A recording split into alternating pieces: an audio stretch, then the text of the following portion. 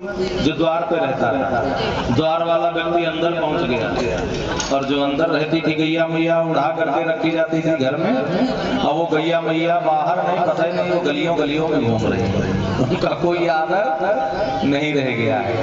वो कहते हैं लोग बड़ी शान से कहते हैं महाराज 40,000 का है ये हमारा जो आया, विदेशी टाइगर है, देसी वालों को कोई पूछ नहीं रहा। जो द्वार पर रहते थे उनको आधी रोटी एक और रोटी नहीं मिल रही है और विदेशी वाले मालपुआ खा रहे हैं। हाँ बताइए। और जिन साहब के पीछे दुनिया घूमती है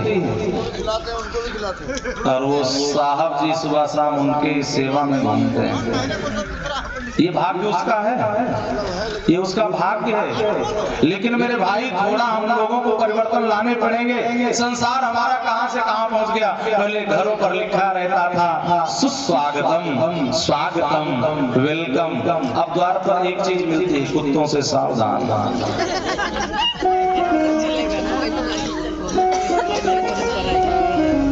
तो गैया मैया का आदर कम से कम होना चाहिए। अरे भाई हम लोग पकाते हैं रोटी, हम पाल नहीं सकते कोई बात नहीं, अपने पास व्यवस्था नहीं पाल सकते कोई बात नहीं, कम से कम साल में एक बार इतना जरूर करें हम गाय के लिए जो हम कमा रहे हैं उसमें से ले जाकर के जहाँ गौशालाएं हैं वहां पर चारे की व्यवस्था करें। इतना तो कर सकते हैं, 1000, 2000, 4000 जितना हो सके भूसे दाने की व्यवस्था।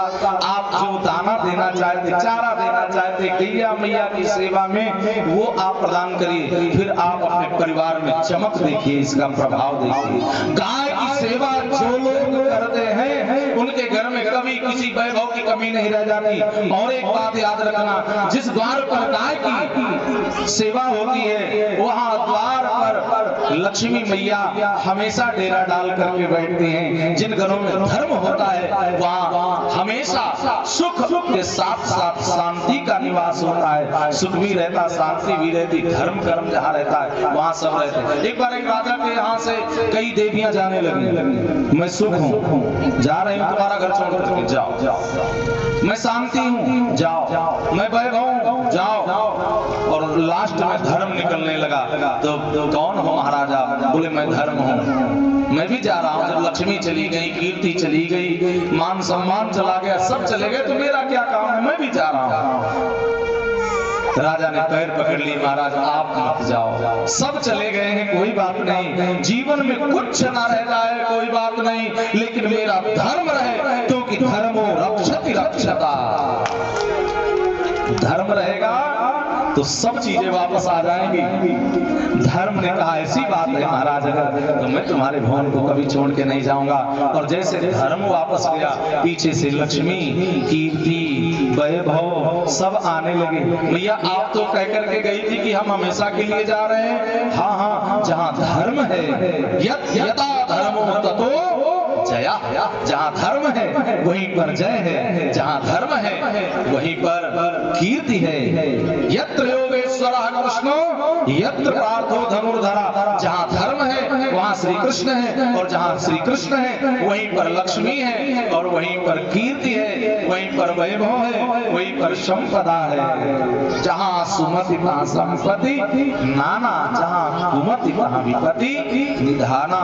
तो निवेदन इतना जरूर है कि भाई हमारे यहाँ गैया मैया के लिए एक चंदिया जरूर रोज निकलती रहे। अब होता क्या है, साहब को जल्दी जाने की है, पहली रोटी मिली साहब जी को, जल्दी जल्दी से पहली वाली, देर हो रही, पहली वाली आ गई थाली में, तो प्रायः देखने को मिलता है, बुरा मत मानना आप लोग, साहब जी हो जाते हैं गाय के जैसे सीधे साधे। और बाद वाली रोटी वो द्वार पे जो रहता है ना, उनका स्वभाव आप लोग भी बुरा मत मानना, बाद की बची बचाई अगर हमारी माताएं बहनें खा लेती है ना, तो कई लोग, सबकी मैं बात नहीं करता, कई लोग जो बची बचाई खा लेते हैं वो लोग फिर उनका स्वभाव आ जाता जो द्वार पर रहते हैं, तो ये ज्यादा तेज हो जाती है, साहब जी कम तेज। बोलिए गुरु गोविंद भगवान की। कुत्ते का भी आदर है, पशुओं का भी आदर है, कुत्ते की भी अहम भूमिका है हमारे जीवन में, लेकिन वो द्वार पर रखवाली करे, है ना। और गैया मैया हमारी अंदर कभी आ जाए, अगर गेट खुला है घर के अंदर आ जाए तो मार के मत भगाना, गुड़ का ढेला ले लेना, रोटी ले लेना या कुछ और ले लेना और ले करके दिखा के गैया मैया को बाहर करना।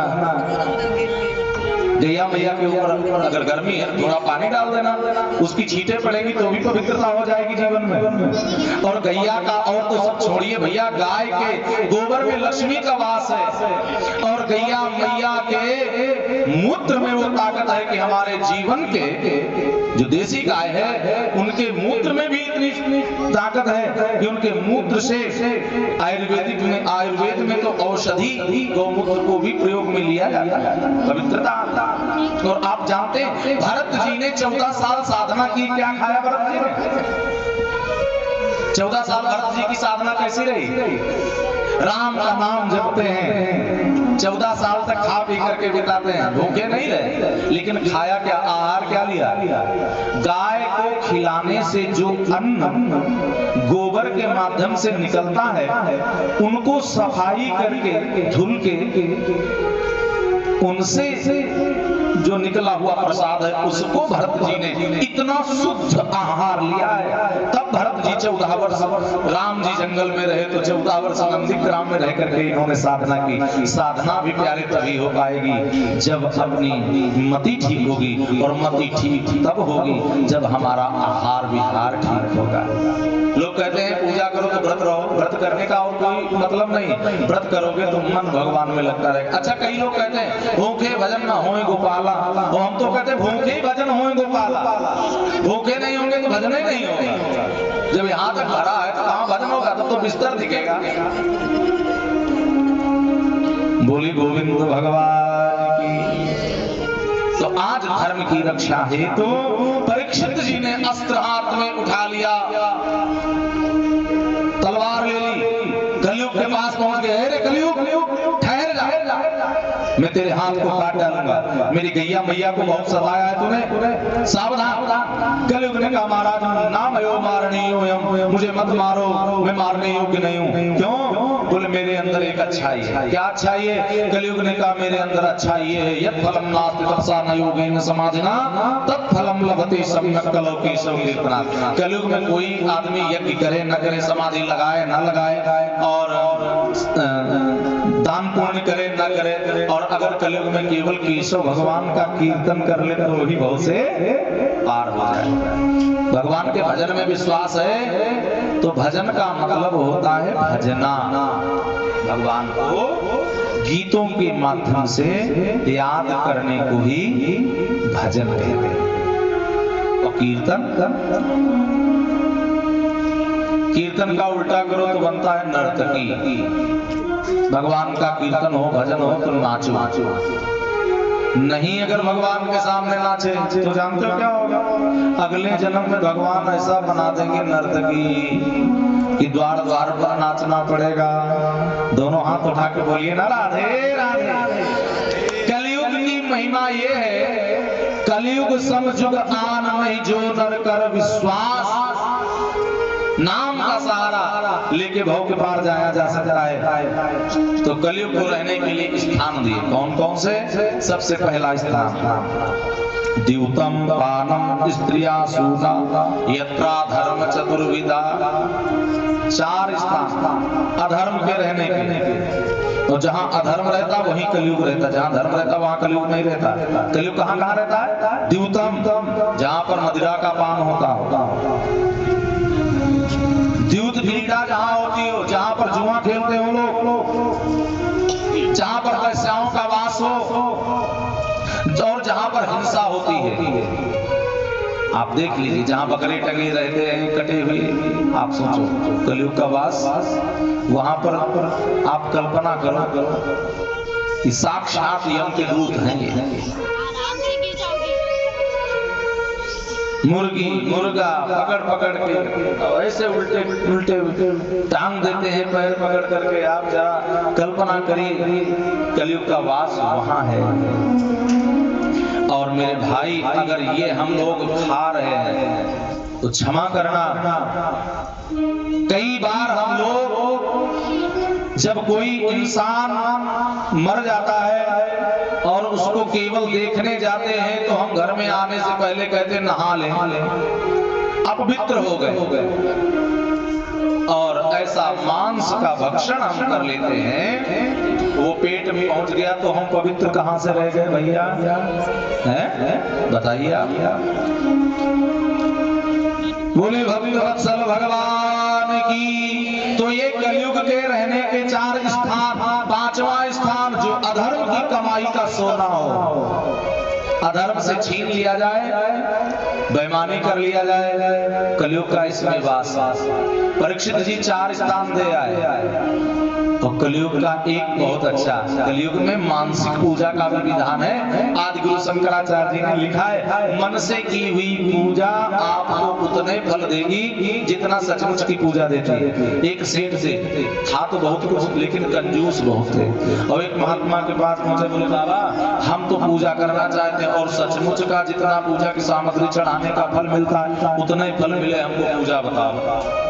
तो बाबा जी ने कहा कि देखो भाव की पूजा करना है, अगर तो ध्यान रखना, आंख बंद करके जैसे सच पूजा करते हैं ऐसे करना। विधान बता दिया, सेठ जी आए। लेकिन सेठ की अच्छाई ये थी कि वो पूजा करने लगे। अब आंख बंद करके जब भी बैठते हैं तो उन्हें लगता है कि सचमुच की मैं पूजा कर रहा हूँ। गोपाल मेरे सामने है, गोपाल जी को गंगा जल से स्नान, दूध से स्नान, ना गोपाल जी है ना गंगा जल है, कुछ है नहीं, केवल भाव है।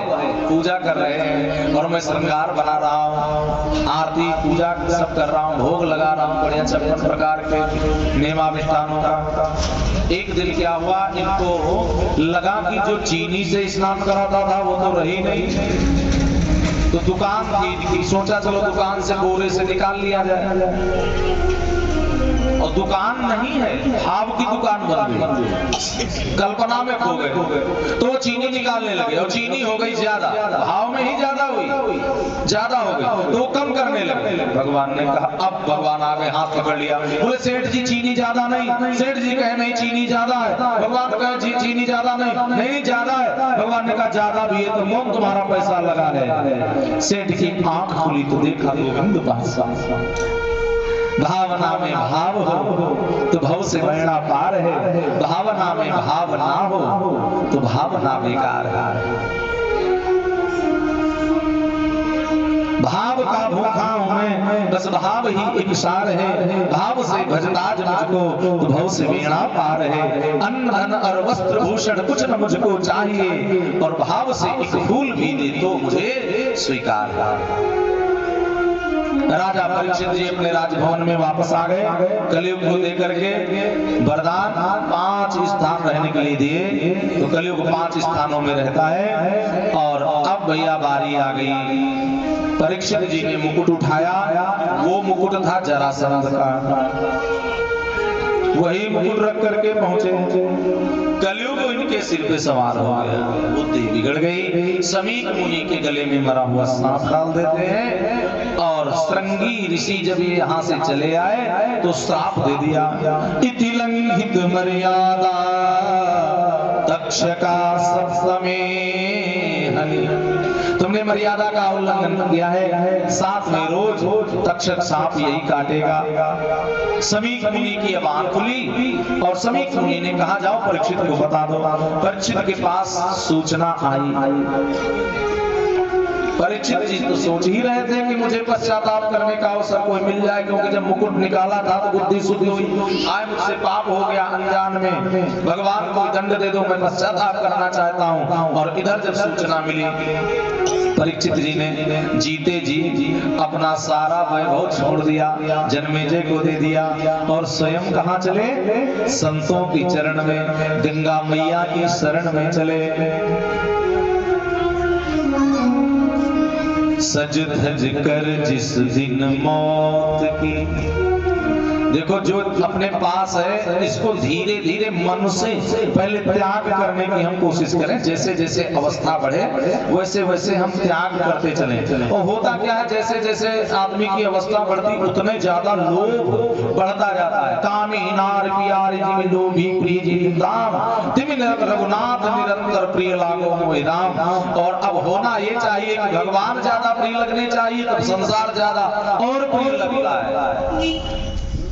सज धज कर जिस दिन मौत की सहजादी आएगी, सहजादी आएगी, ना सोना काम आएगा ना चांदी आएगी। सज धज कर जिस दिन मौत की सहजादी आएगी,